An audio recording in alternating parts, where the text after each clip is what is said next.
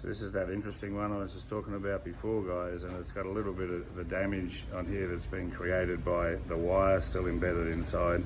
But this has also sustained some of that hail type damage at the top here, which has made this upper branch and this upper section of the trunk itself actually dead.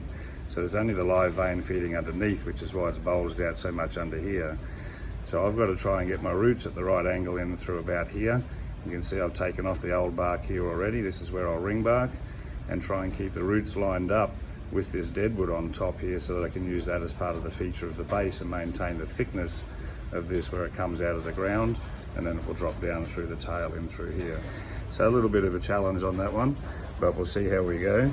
It's going to be a little bit of fun, but worth the try, definitely worth the try. So you can see here a little better view of that, all that deadwood on top here, and the way the vein comes around the other side there as well. So that's my intersect point there where I want the cut to be.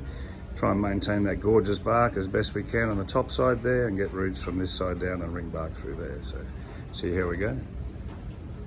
Okay, so we're at the focus of the process for the top here. Actually, the whole reason I actually want to air layer is because of this particular one right here. So just an awesome piece of material if I can get some roots out of that. So see how we go. So as I said, we've separated the old bark from the new bark. So we can come push in there as best we can. I've just got that roll of bark there to the edge of the deadwood. Push through that.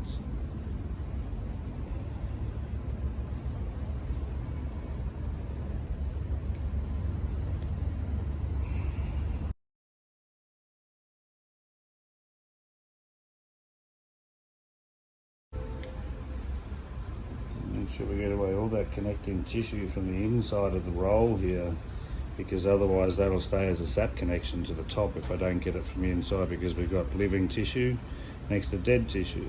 So we need to make sure that is taken out of the inside there quite accurately, or it will continue to flow some sap up and callus over there and not want to give me my roots where I want them, which is here.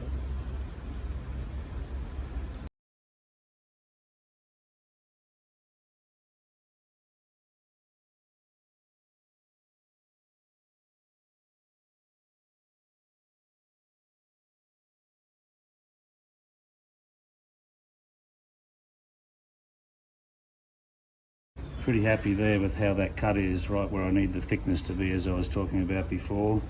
Nice and tied up underneath there. It was a little harder to get in there because it flattened out a little bit. It's good, thick, fresh bark there. It's beautiful and thick. So hopefully that's going to work in my favour big time. And pretty happy with that. So now the challenge will be to tie the bags. So just get a bit organised, and I'm going to paint some hormone on that straight away.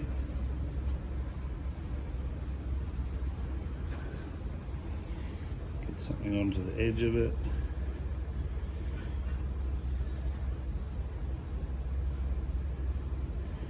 So she doesn't dry out at all in there. Start to stimulate that edge straight away.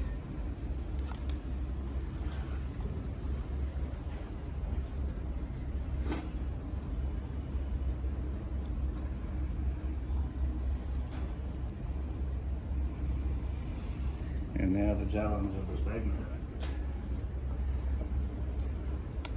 Okay, now for the trickier part, trying to get something to secure around this, because the access is not good, because we've got the main trunk through, we've got two branches this side, the big fat one that side. So we've modified a bit of the bag up there and stretched some bits and cut some bits, and hopefully we'll get that to come in and secure around the trunk a little bit in there.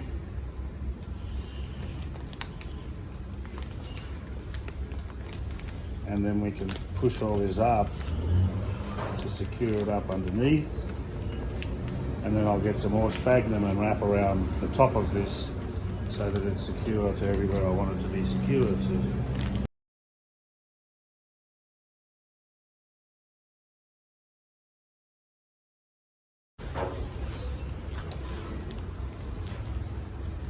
Can make sure this is all nice and firm inside the bag and up to where I need the roots to be. Of course, it's not going to root from the top because this is all dead tissue up here, but I still want to cover it all to keep it all nice and cool and an even temperature through there to whether I want the roots. I don't want the sun to be exposed too close to here, so some sphagnum will stay on top of the trunk. And I just need to make sure that all the air pockets and things are gone from this bag, just like potting a tree. And make sure that's all firm when I bring that over the top.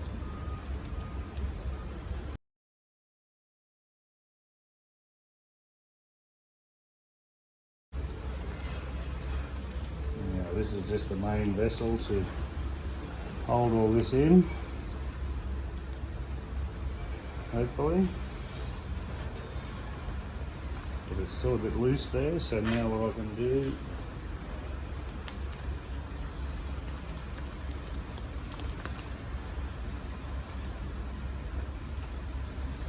is I'll firm it up.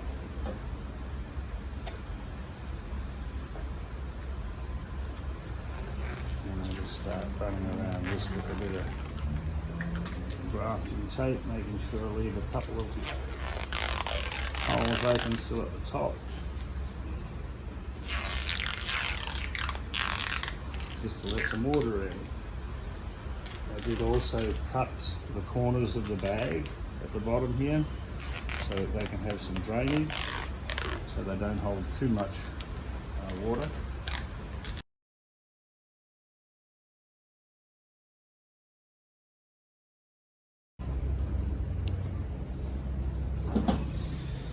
So you can see nice and firm now, no movement in the bag. Nice and good. We've got some good sphagnum on top of the cut as well, and lots around and underneath. We'll swing that around and see if you can catch it through under there as well. Pretty good fit. Some water to come in. I will punch a couple of drain holes in the bottom there where it is around the sun. And pretty happy with how she's come out under there, nice and firm and up under the branch as well. We should be okay. Once again, at the end of the day, it's all about fingers crossed, making the best cuts we can, putting on the hormones and stuff before we get any dryness to the edge of that cut, taking away the air, leaving the air just in the sphagnum is enough, making it firm, giving it the best conditions we can, and then hoping for the best, and hope we can see some roots in that in a couple of years' time to separate, maybe even less. Fingers crossed.